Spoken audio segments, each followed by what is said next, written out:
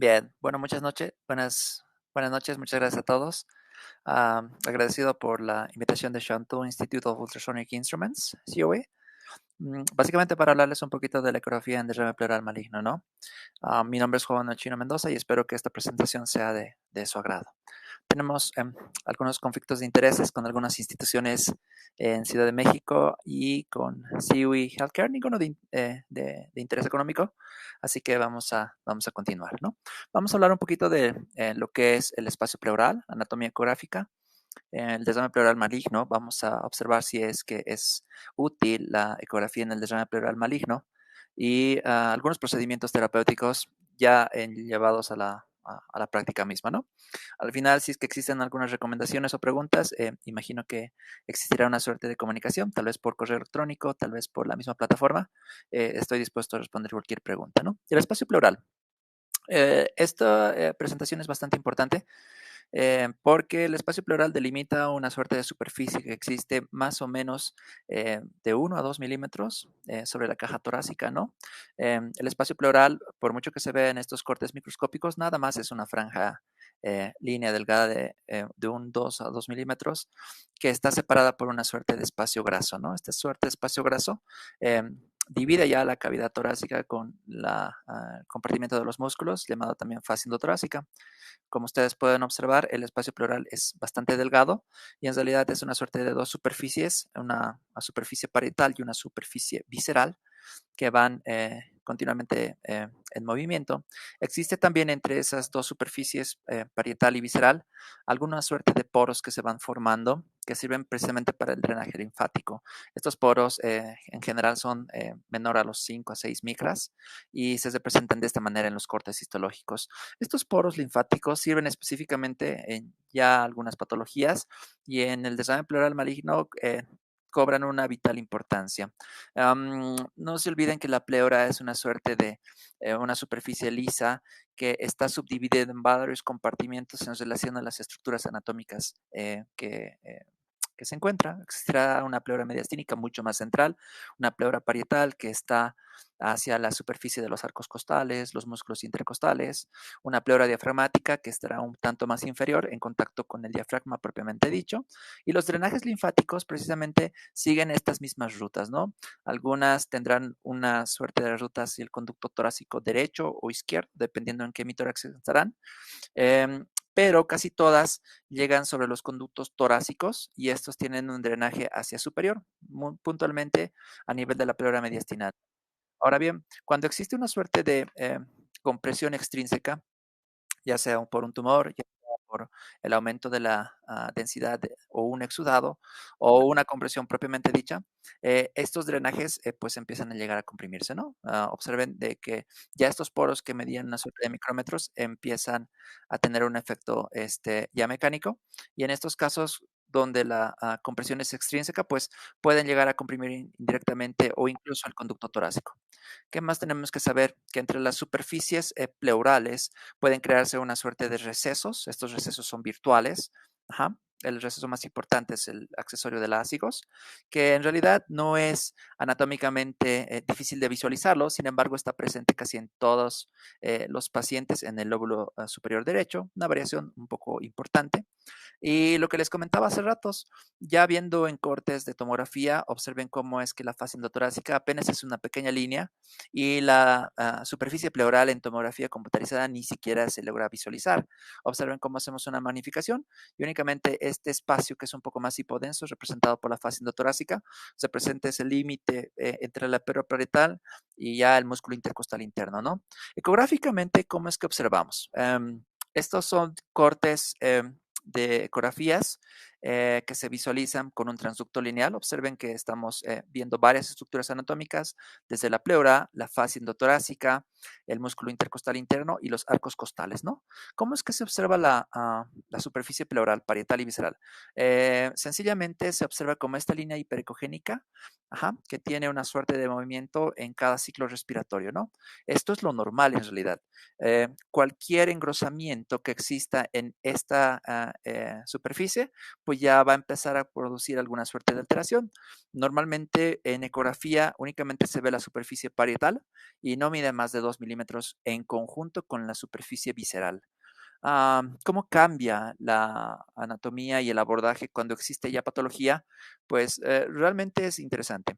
Em, Existen muchos protocolos como ustedes pueden hacer el abordaje por ultrasonido pleural para un hallazgo normal o en un paciente patológico. Realmente no quiero darles una clase de cómo hacer el abordaje. Sin embargo, lo que yo quiero dejarles ya como idea es de que dependiendo del paciente, si es que está en una posición en supino, dependiendo si está en reposo o en una suerte de angulación, esto va a ir variando de alguna manera. No se olviden que por gravedad existe una suerte de nivel que se produce entre el aire y el líquido, y precisamente el espacio pleural es un espacio virtual con una presión negativa, y el líquido debería de estar casi siempre en una dirección hacia inferior. Y es así de que, por ejemplo, en este paciente que está en bipedestación, lo que van a observar es de que el líquido está hacia abajo. Sin embargo, si el paciente empieza a tener una suerte de inclinación, vamos a llamarle de 45 grados, o está sencillamente en una posición de Fowler o semi-Fowler, el líquido pleural también va a tener esta suerte de movimiento. Vean cómo la caja torácica ya se ha angulado, sin embargo, el líquido pleural también se mantiene hacia inferior. Y cuando el paciente está en supino, lo que hace el líquido pleural es expandirse sobre las superficies pleurales, ¿no? Es así de que la cuantificación del volumen pleural se hace un tanto más complejo porque se tienen que tener en cuenta todas estas suertes de variables. El desdame pleural como patología en general es una de las enfermedades más complicadas que existe por las distintas causas que se producen. En realidad son 5 grandes grupos, ¿ok? Y pueden pasar desde enfermedades primarias propias de la superficie pleural, pueden pasar sobre procesos infecciosos propios de la tuberculosis, propios de los derrames paraneumónicos o neumónicos. Hay pacientes que tienen algunas condiciones extratorácicas como fallas hepáticas, falla renal o falla cardíaca. También está alterado el espacio pleural, precisamente. Y lo que nos interesa el día de hoy es puntualmente la suerte de enfermedades con etiología maligna, ¿no? En realidad, del 100% de las enfermedades que hacen una ocupación del espacio pleural, casi el 50% de las causas de derrame son de etiología maligna, ¿no? Podemos observar una suerte de 6 o 7 causas principales. Sin embargo, en general, la etiología principal en la enfermedad pleural es de etiología metastásica. Dependiendo de dónde se encuentren en la casuística, puede ir variando en cierta manera. Sin embargo, los últimos estudios nos han demostrado de que casi en el 90% de los casos, la etiología pleural metastásica de mama, de pulmón, y esto puede ir variando, es la que causa enfermedad puntualmente en la pleura, ¿no? Enfermedades propias neoplásicas de la pleura, como el mesotelioma, en realidad corresponden menos al 15% o al 10%, dependiendo de dónde se encuentren, sobre la enfermedad misma de la pleura, ¿no? En algunos casos se han encontrado hallazgos post-mortem hasta un 15% de los casos. Ajá. ¿Y cómo es que definimos nosotros un desarme pleural maligno? Sencillamente por la presencia de células malignas. Es, es un requisito importante, ya sé que es una idea muy general, pero es un poco complicado llegar a este diagnóstico mismo. Ahorita vamos a observar por qué. Primero, porque la manera más general de estudiar el desarme pleural siempre ha sido por métodos laboratoriales e invasivos. Los métodos imagenológicos siempre han estado un tanto más desplazados y cuando se hace el estudio del desarme pleural maligno, lo primero que se hace casi en todos los escenarios es tomar una muestra, ¿no? Una muestra de líquido pleural. Existen varias características y los criterios de ley propiamente no aplican al diagnóstico puntual, sin embargo, pueden darnos algunas características. Primero es que es un desarme pleural exudativo y es predominantemente linfocítico, ¿no? El ADA puede estar elevado o normal. Estos hallazgos incluso se pueden ver en pacientes con tuberculosis. Y esto es lo que les comentaba hace rato, dependiendo de las series donde puedan encontrarse, pues la presencia de metástasis puntualmente puede ir variando desde mama, pulmón, linfoma, procesos gastrointestinales o genitourinarios. Y si se dan cuenta, los primarios desconocidos son esta suerte de pacientes que pueden también ocupar hasta un 10% de la muestra total, donde no vamos a saber exactamente de dónde viene metástasis, sin embargo, el paciente tiene un primario desconocido, ¿no? Ahora bien, respondiendo a la pregunta que hacíamos al principio sobre la ecografía en el derrame pleural maligno, es importante tener dos cosas puntuales. ¿Nos sirve o no nos sirve? Creo que eso es algo útil. Y la respuesta rápida, según los nuevos análisis que tenemos, y metaanálisis es que sí nos sirve de una manera parcial. ¿Qué quiere decir eso? De que cuando nosotros observamos a un paciente que tiene un derrame pleural, la ecografía va a ser la primera herramienta después de la radiografía para hacer procedimientos diagnósticos y terapéuticos. Sin embargo, de manera morfológica no es suficiente la ecografía para hacer un diagnóstico de un paciente que tiene enfermedad metastásica o tiene enfermedad neoplásica en la pleura. Es decir, los hallazgos morfológicos que nosotros podemos encontrar, engrosamiento, nodularidad, no son suficientes para afirmar un diagnóstico ya de enfermedad pleural metastásica, ¿no? Estos metaanálisis del profesor Shiroshita nos enseñan casi que lo mismo. En base a una revisión, ya en 2020 teníamos una idea grande de lo que podía aportar o no la ecografía pleural en estos escenarios. Documentos importantes, este salió hace 2 añitos, estamos esperando todavía la publicación oficial. Sobre el manejo del desarrollo pleural maligno, más o menos redundan en lo mismo, ¿no? De que la ecografía pleural en realidad es una suerte de dos componentes. El primero en relación a la verificación de la alteración de la superficie de la pleura y en segunda instancia para más procedimientos quirúrgicos, diagnósticos, incluso terapéuticos, ¿no? Es así de que cuando nosotros ya estamos en una suerte de abordaje del paciente con sospecha o con ya una enfermedad conocida en la superficie pleural, lo que nos recomienda en realidad no es hacer un diagnóstico con el ecógrafo, sino más bien es hacer una suerte de valoraciones propiamente dichas. Si el paciente está sintomático o asintomático, creo que esto es un parteaguas. Primero, porque si el paciente está sintomático e incluso viene con alteraciones en la pleura, un derrame pleural maligno, o un hemitórax opaco, que es el otro extremo, pues no lo toquemos. La recomendación general es todavía no. Empecemos a hacer análisis un poquito más o menos invasivos en realidad. Y cuando de repente el paciente tenga ya alguna sintomatología, lo que nosotros debemos de ofrecer es de que si es que el paciente puede o no mejorar ya con una toracocentesis evacuatoria, ¿no? Los volúmenes grandes en general tienen varios problemas, principalmente por la reexpansión o el edema post-reexpansión después del derrame pleural. Y una vez que se ha hecho esta suerte de evaluación y tenemos un diagnóstico sospechoso, lo que también nos recomienda las guías es de que intentemos o si considere ya la colocación de instrumentos de manejo del derrame pleural, ya sea el catéter de larga permanencia, o un catéter multipropósito, básicamente para el manejo de la sintomatología, ¿no? Es así que ustedes pueden observar en esta tabla, existen dos puntos. El primero es en la parte diagnóstica y terapéutica, cuando se hace la expansión, y el segundo es cuando existe esta suerte de colocación del catéter, básicamente para hacer un diagnóstico, ¿no? Si es que tenemos a disponibilidad, podemos utilizarlo y siempre con guía ecográfica, que es lo que nos ayuda puntualmente en varios escenarios. Eh, que la superficie pleural, como les comentaba hace rato, está en contacto con la pared. Y estos son 3 escenarios en donde creo que son necesarios hacer puntualizaciones. Cuando nosotros sospechamos de una enfermedad neoplásica, ya sea pulmonar, mamaria, pero que no tiene ningún contacto como lo que estamos viendo en la tomografía, la ecografía casi no va a ser muy útil, únicamente porque va a tener al menos una serie de contactos, pero existe el aire que ya es una suerte de impedimento para el diagnóstico mismo. Cuando existe una amplia cobertura o contacto con la superficie parietal, es probablemente el mejor escenario donde nosotros vamos a observar imágenes o vamos a tener mayor información ya para procedimientos diagnósticos o para una sospecha, ¿no? Cuando ya tenemos la información por radiografía o por tomografía y sospechamos de que el paciente tiene un hemitórax opaco o tiene un derrame pleural post por toracocentesis, estas imágenes en radiografía siempre nos aportan valiosa información, puesto que son 3 escenarios completamente distintos en donde tal vez la ecografía no vaya a ser tan útil. Puntualmente en este escenario, porque la lesión es de mediastino posterior, ya que hace un signo de la silueta negativo, donde se puede identificar bastante bien la masa que está, pareciera que tiene contacto con la superficie pleural, pero al mismo tiempo la silueta que condiciona el corazón o el borde izquierdo, es perfectamente valorable. La lesión está en mediastino posterior. Probablemente no ni siquiera contacte con la superficie pleural. Este es otro escenario en donde ya tiene un derrame pleural, ¿ok? Sí podría ser útil. Sin embargo, también tiene un neumotórax. Entonces, son dos patologías dependiendo de dónde nosotros hagamos el abordaje, probablemente esta superficie con nivel aire no nos va a ayudar demasiado, ¿no? Este otro escenario es un paciente que tiene un derrame pleural bilateral.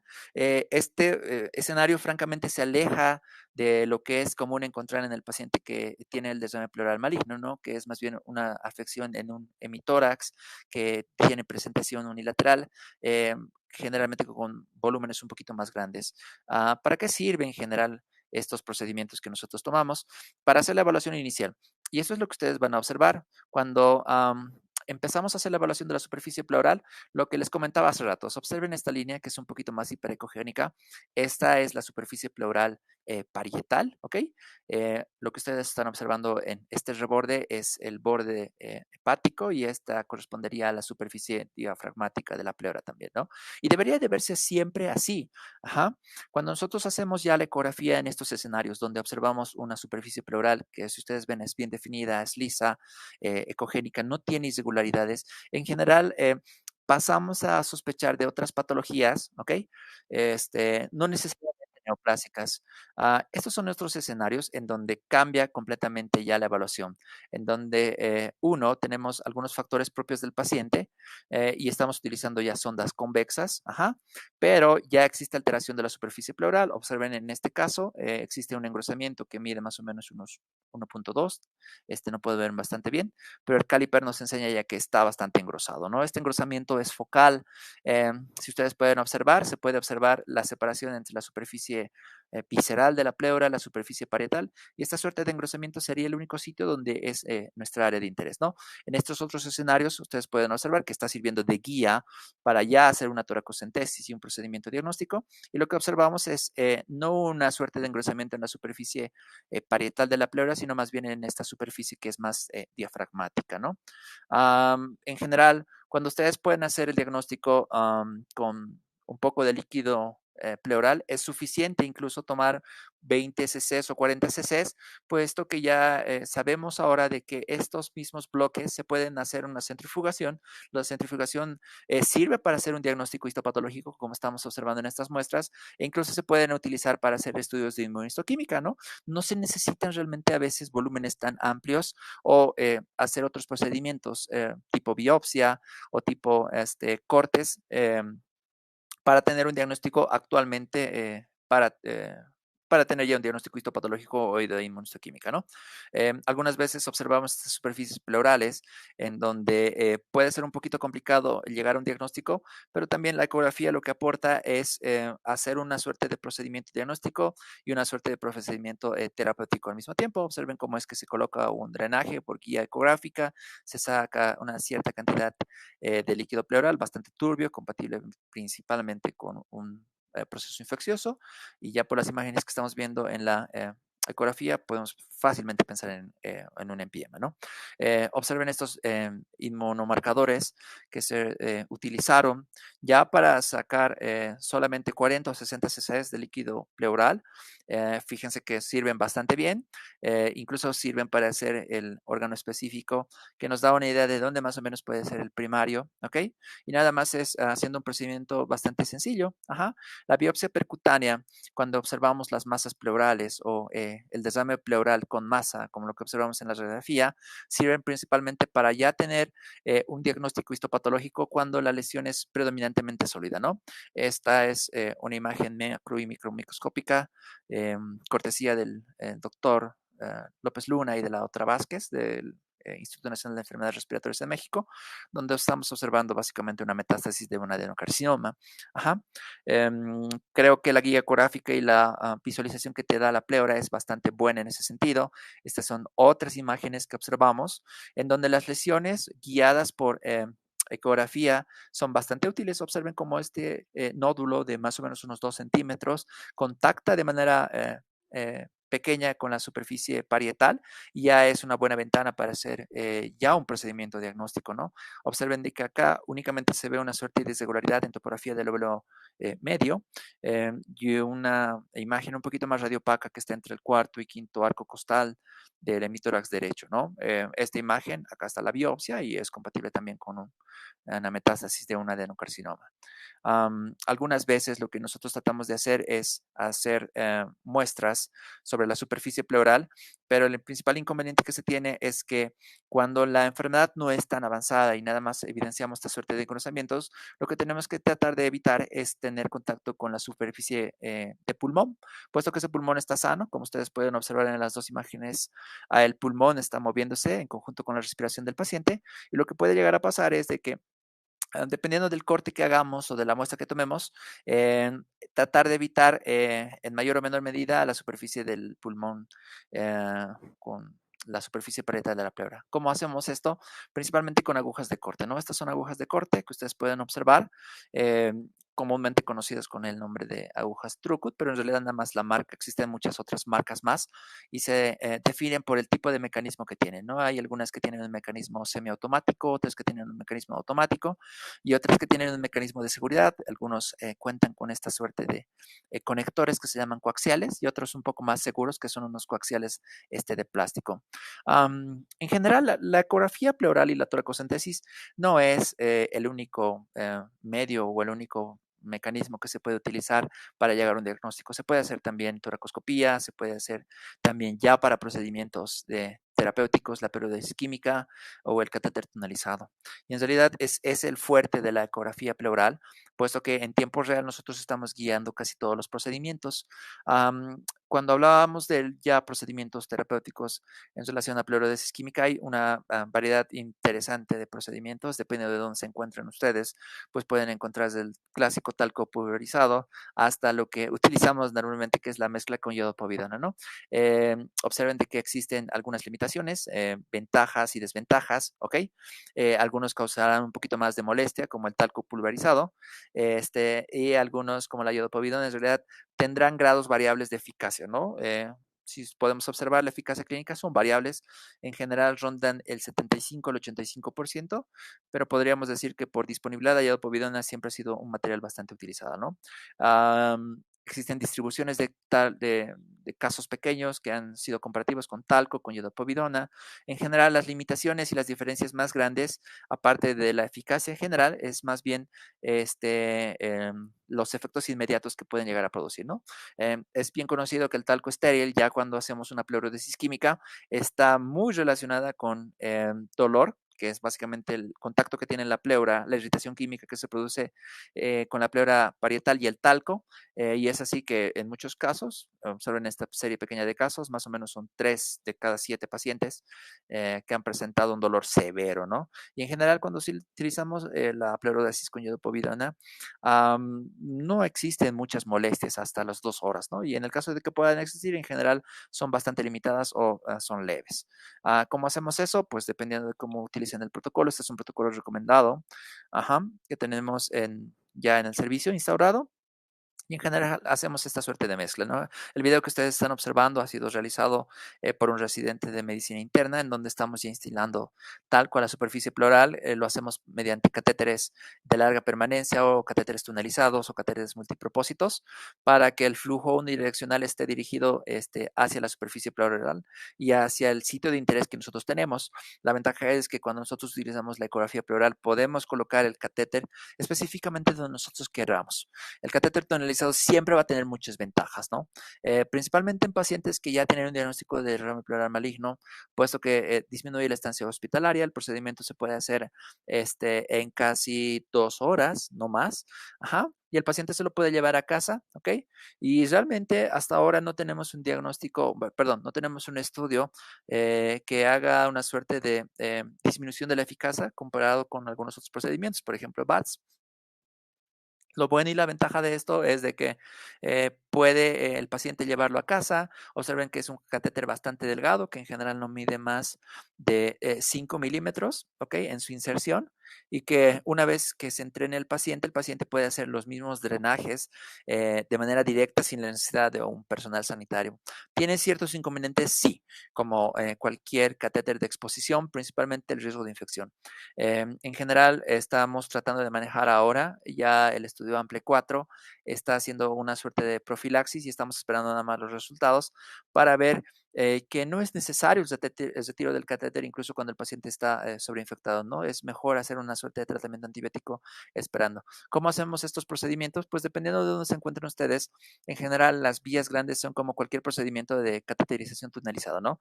Este es un set, muy clásico que es el símil del catéter PORCAT, en donde dependiendo de dónde se encuentren ustedes pueden tener el catéter siliconado que sea un poquito más grande o menos grande, ¿ok? Estos son algunos materiales que nosotros utilizamos de manera rutinaria y en general ahorita van a ver unos videos de cómo es que realizamos ya la colocación propiamente dicha, ¿no? Hay varias técnicas para colocar el catéter tunelizado, pero cuando no existe la técnica de Seldinger es bastante útil, ¿ok? Ya directamente colocando este catéter tunelizado. ¿Qué cosas debemos saber? De que cuando nosotros hacemos el abordaje de la enfermedad pleural, lo primero que tenemos que hacer es, aparte de una buena sonografía de tórax, es una ecografía pleural. La ecografía pleural nos va a dar la primera aproximación y nos puede dar incluso el pronóstico de cómo es que el paciente puede llegar a evolucionar o de que si el paciente se va a beneficiar o no de hacer estos procedimientos de mínima invasión. Ustedes pueden observar, hay dos escenarios completamente diferentes, ¿no? El primero es un escenario donde existe un engrosamiento de la superficie pleural, muchos septos, muchos tabiques, en donde muy probablemente la colocación de un catéter tan pequeño como el que utilizamos nosotros no vaya a ser o no vaya a tener el éxito esperado, ¿no? Este es el otro escenario en donde existe un movimiento respiratorio bastante lento, ¿no?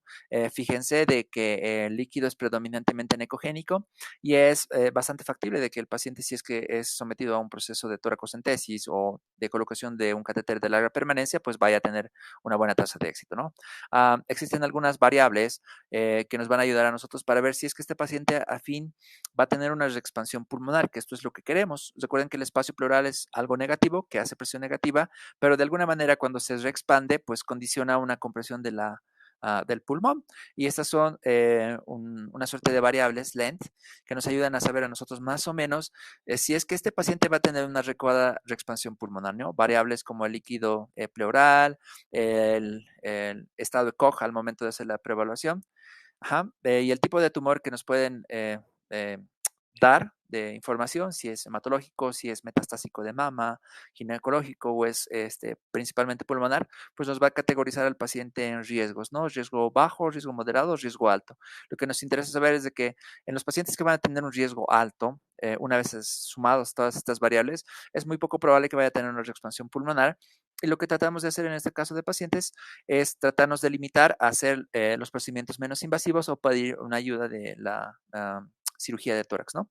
En la toma de decisiones, ¿cuál es la mejor opción? Pues nosotros recomendamos que sea una evaluación sistemática una vez que tengamos al paciente, radiografía, ecografía, en el mejor escenario, pues una tomografía por emisión de positrones para ver dónde está la enfermedad propiamente dicha, cómo tratamos las complicaciones, pues ya habíamos conversado un poquito, el número de intentos en pleurodesis y la selección del paciente, aún no estamos claros en esta suerte de ideas, ¿no?